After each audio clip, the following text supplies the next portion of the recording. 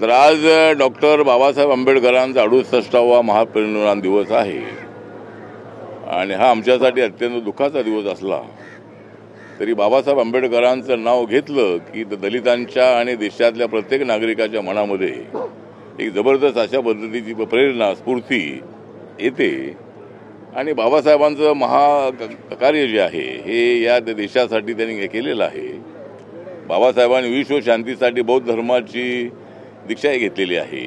त्याचबरोबर या देशाचं संविधान लिहून बाबासाहेब आंबेडकरांनी या देशाला जोडण्याचा प्रयत्न केलेला आहे आणि अखंड भारताची संकल्पना बाबासाहेब आंबेडकरांना सातत्यानं मान्य होती।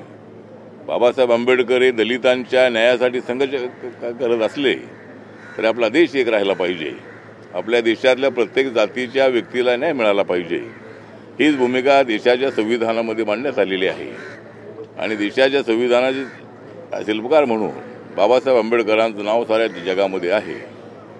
एक तर आज बाबासाहेब आंबेडकरांना नतमस्तक होऊन त्यांना अभिवादन करत असताना आम्हाला बाबासाहेब आंबेडकरांचा मोठा गर्व आहे, त्यांच्याबद्दल आम्हाला प्रचंड अभिमान आहे आणि मला आनंद या गोष्टीचा आहे की बाबासाहेब आंबेडकर ज्या रिपब्लिकन पक्षाच्या स्थापनेसाठी सातत्यानं प्रयत्न करत होते तो रिपब्लिकन पक्ष चालवण्याची संधी माझ्यावर आलेली आहे आणि सर्व देशामध्ये बाबासाहेबांचा पक्ष निळा झेंडा जो आहे हा पोचवण्याचं काम मी आणि माझ्या सगळ्या कार्यकर्त्यांच्या सहकार्याने मी केलेलं आहे आणि मला बाबासाहेब आंबेडकरांच्या नंतर केंद्राच्या मंत्रिमंडळामध्ये नरेंद्र मोदी यांनी मला संधी दिलेली आहे आणि बाबासाहेब आंबेडकरांचं संविधान बदलण्याची भाषा करणाऱ्यांना आमचं एवढंच उत्तर आहे की संविधानाला राजकारणात आणू नका, बाबासाहेब आंबेडकरांना राजकारणात आणू नका।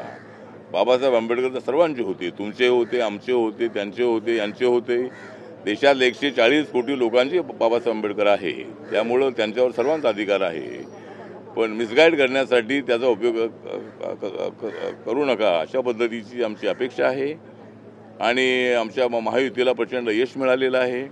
या निवडणुकीमध्ये संविधान बदलणार हा जो खोटा प्रचार होता तो प्रचार चालला नाही आणि दलित आणि आंबेडकराईट लोकांनी प्रचंड मतदान जे आहे ते महायुतीला केलेलं आहे।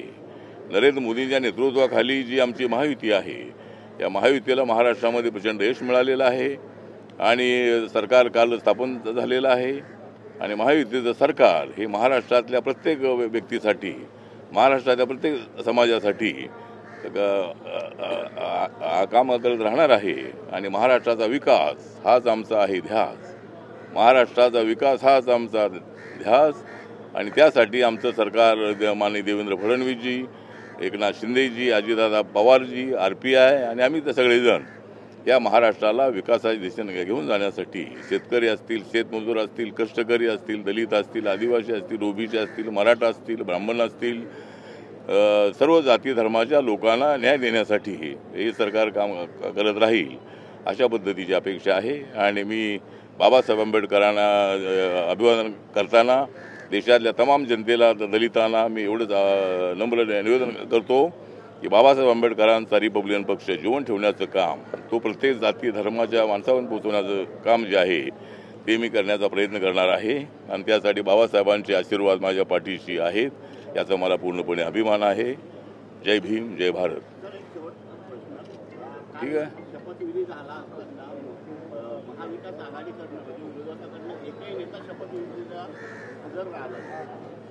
काय महाविकास आघाडीचे एकही नेता उपस्थित राहिले? हा महाविकास आघाडीचा नेता उपस्थित राहिला नाही कारण त्यांच्या मनामध्ये मोठा राग आहे, त्यांच्या मनामध्ये आमच्या विजयाबद्दल फार मोठा राग आहे, पण आमच्या मनामध्ये विकासाची आग आहे। म्हणजे आम्हाला या महाराष्ट्राचा विकास करायचा आहे आणि लोकशाहीमध्ये अशा पद्धतीचे जे अप अँड डाऊनचे जे वातावरण असतं ते असतं। महाविकास आघाडीला मोठा धक्का बसला आणि आता EVM मशीनवरती सवाल उचलून ते ते अशा पद्धतीचं राजकारण करतायत आणि कालच्या शपथविधीला सगळ्या अपोजिशननी, महाविकास आघाडीच्या नेत्यांनी उपस्थित राहायला हवं होतं आणि ते उपस्थित राहिले नाहीत।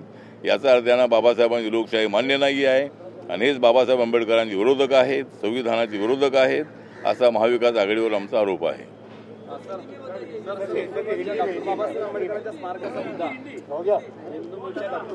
तो आज बाबा साहब अम्बेडकर जी का 68वां महापरिनिर्वाण दिन मतलब यहाँ मुंबई में हो रहा है। मुंबई में नहीं, पूरे भारत में नहीं, पूरे दुनिया में बाबा साहब अम्बेडकर जी की डेथ एनिवर्सरी जो है, महापरिनिर्वाण दिन जो है, ये दिन होता है और यहाँ लाखों की संख्या में लोग यहाँ पूरे देश भर से आते हैं। और आज बाबा साहब अम्बेडकर जी के संसद भवन में जो बाबा साहब की प्रतिमा है, स्टैचू है, वहाँ भी राष्ट्रपति से लेकर उपराष्ट्रपति, प्रधानमंत्री, लोकसभा के स्पीकर है, बहुत सारे मिनिस्टर है, मेंबर ऑफ पार्लियामेंट्स है, विरोधी दल के भी नेता लोग हैं, ऐसे कई लोग और अम्बेडकरी जनता बड़ी संख्या में वो आती है। और आज बाबा साहब को अभिवादन करके मैं यहाँ पहुँचा हूँ। और मैं हर साल दिल्ली में भी रहता हूँ और यहाँ भी चैत्य भूमि के लिए मैं इसलिए आता हूँ कि बाबा साहब अम्बेडकर ना होते तो हमारा क्या होता। बाबा साहब अम्बेडकर जी ने हमें जगाया है, बाबा साहब अम्बेडकर जी ने हमें प्रेरणा दी है। और बाबा साहब अम्बेडकर जी का जो विचार है, जय भीम का जो विचार है, उस विचार को लेकर हम आगे बढ़ रहे हैं। तो बाबा साहब अम्बेडकर जी ने देश को लोकतंत्र दिया है, बाबा साहब अम्बेडकर जी ने देश को संविधान दिया है, बाबा साहब अम्बेडकर जी ने सारे देश को अखंड भारत की संकल्पना को मजबूत करने का ऐलान किया है। और इसीलिए बाबा साहब अम्बेडकर जी की विचारधारा पर प्रेम करने वाले भारत में सभी लोग हैं। और मैं इतना बताना चाहता हूं कि बाबा साहब का संविधान हर एक को मंजूर होना ही चाहिए। नरेंद्र मोदी जी बाबा साहब अम्बेडकर का संविधान मजबूत कर रहे हैं और संविधान को माथा टेकर उन्होंने शपथ लिए है और हर बार वो संविधान की बात करते हैं, लेकिन उनके ऊपर आरोप लगाने का जो प्रयत्न होता है ये बिल्कुल बेबुनियाद है। और संविधान को राजनीति में नहीं लाना चाहिए। संविधान तो सबका संविधान है, सत्ताधारी पार्टी का संविधान है, अपोजिशन का संविधान है, वोटर्स का संविधान है और देश हर नागरिक का संविधान है। तो इसीलिए मुझे लगता है कि इसी तरह की राजनीति नहीं करना चाहिए। और कल मतलब जो शपथ ग्रहण हुआ है, इसमें महाराष्ट्र में संविधान को बदला जाएगा, इसी तरह का प्रचार महाविकास आघाड़ी की तरफ से हुआ था, लेकिन जनता ने उसको नकारा है। जनता ने मतलब हमारे महायुति को बहुत सारा वोट दिया है, हमारे अपेक्षा से भी ज़्यादा 65.39% वोटिंग यहाँ महाराष्ट्र में हुआ। और लाडली बहना हो, दलित हो, आदिवासी हो, बुद्धिस्ट हो और हमारा ओबीसी समाज हो या मराठा समाज हो, सभी समाज ने मतलब हमारे महायुति को बड़ा सपोर्ट किया है। और इसलिए कल माननीय देवेंद्र फडणवीस जी और एकनाथ शिंदे साहब और अजीतदादा पवार जी, इनके नेतृत्व वाली जो सरकार है, ये सरकार कल स्थापित हुई है।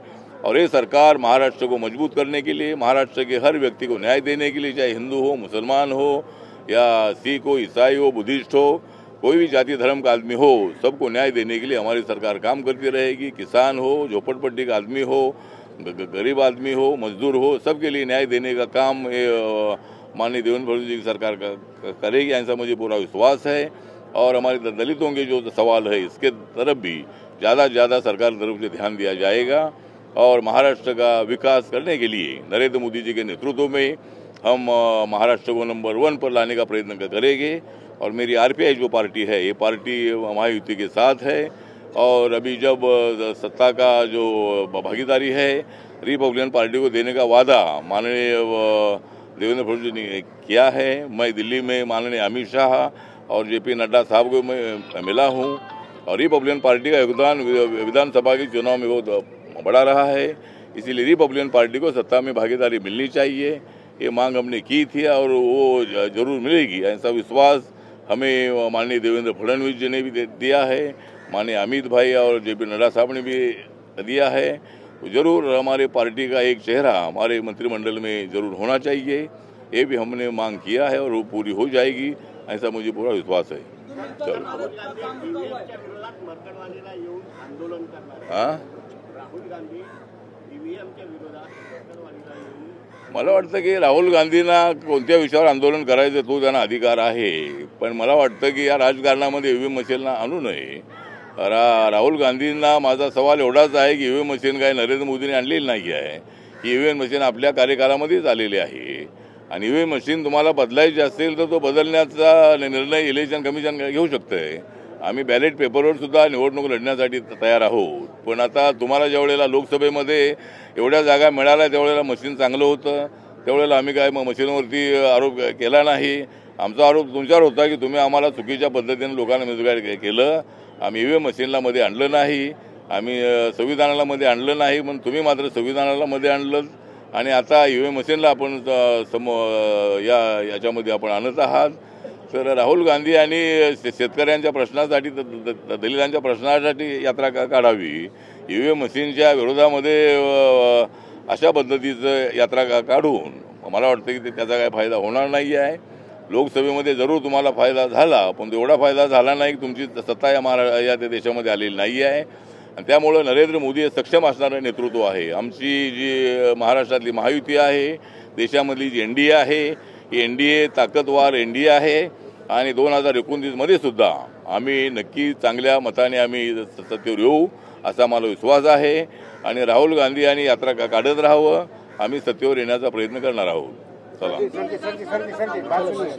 संविधानिक मार्गाने जी आहे महायुती चालणार आहे, संविधानिक मार्गाने महायुती चालणार आहे.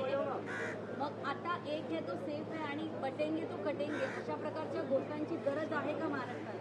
मला वाटतं की इलेक्शनमध्ये बटेंगे तो कटेंगे अशा पद्धतीचा नारा योगी आदित्यनाथजींनी दिला होता आणि तो असा होता की हम बटेंगे नाही तो कटेंगे कैसा, मतलब हम बटेंगे नाही आणि सर्वांनी एक राहिलं पाहिजे. मोदी साहेबांनी नारा दिला की एक आहे तो सेफ आहे. तर अशा पद्धतीनं मला वाटतं की सर्वांनी एकत्र राहिलं पाहिजे. त्यामध्ये जाती धर्माचा विषय अजिबात नाही. आमच्या महायुतीला मानणारे, आमच्या NDAला मानणारे, नरेंद्र मोदीजींना मानणारे जे लोक आहेत त्या सगळ्यांनी एकत्रित राहिलं पाहिजे. ज्या पद्धतीनं 2014मध्ये 19मध्ये या सगळ्यांनी आम्हाला मतदान केलेलं आहे, त्या लोकांनी आपापसामध्ये फूट पाडू नये. तर आपण सगळ्यांनी आमच्या पाठीशी उभं राहावं असा त्याच्या पाठीमागं उद्देश आहे. कुठल्या धर्माच्या संबंधामध्ये हा नारा अजिबात नव्हता. आणि मला असं वाटतं की आता आम्ही सगळेजण आम्ही पुढं चाललेलो आहोत. सर्वांना न्याय देण्यासाठी आम्ही काम करणार आहोत. आणि देवेंद्र फडणवीस अत्यंत सक्षम असले मुख्यमंत्री आहेत आणि एकनाथ शिंदे यांचा 2.5 वर्षाचा अनुभव आहे. एकनाथ शिंदे नाराज नव्हते. एकनाथ शिंदे हे नाराज असल्याच्या बातम्या पसरवण्यात आल्या, पण एकनाथ शिंदे अत्यंत दिलदारपणे या मंत्रिमंडळामध्ये सामील झालेले आहेत आणि ते मुख्यमंत्री असतानाही डेप्युटी CM पदाची जबाबदारी स्वीकारलेली आहे. अजितदादा यांनाही चांगला अनुभव आहे डेप्युटी CMचा. गेले 5-6 वेळेला ते डेप्युटी CM राहिलेले आहेत आणि देवेंद्र फडणवीस यांच्या नेतृत्वाखाली जे सरकार स्थापन झालेलं आहे, हे सरकार हे सर्वांचं सरकार आहे. सर्वांना न्याय देण्यासाठी काम करणार आहे आणि हे सरकार विकासाच्या दिशेनं पुढे जाण्याचा प्रयत्न करणार आहे.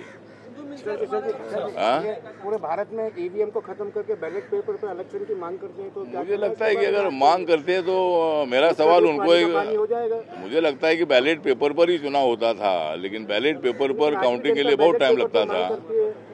नहीं, बैलेट पेपर पर ही चुनाव होता था, लेकिन इन लोगों ने मशीन लाई है और अगर बैलेट पेपर पर करना है तो उसके लिए हमारा विरोध नहीं है. नहीं, अगर बैलेट पेपर पर हमारी मांग नहीं है, हमारा ईवीएम मशीन पर विश्वास है. हमारा ईवीएम मशीन पर विश्वास है. उनको जब ज्यादा सीटें मिली, अरे हमारा सुनो ना अभी,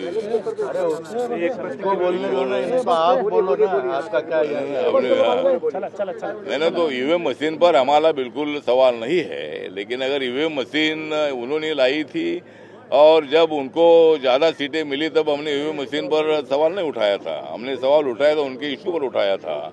इसीलिए मतलब ये रोने का काम कर रहे हैं. जब उनको ज़्यादा सीटें मिलती है तो ईवीएम मशीन अच्छी होती है, जब हमको ज़्यादा सीटें मिलती है तो ईवीएम मशीन खराब होती है. ये तो मतलब रोने का काम इन लोगों का है. तो भी ठीक बात है. भविष्य में बैलेट पेपर पर भी अगर चुनाव होता है तो उसके लिए भी हमारी तैयारी है. इलेक्शन कमीशन उसके बारे में निर्णय ले.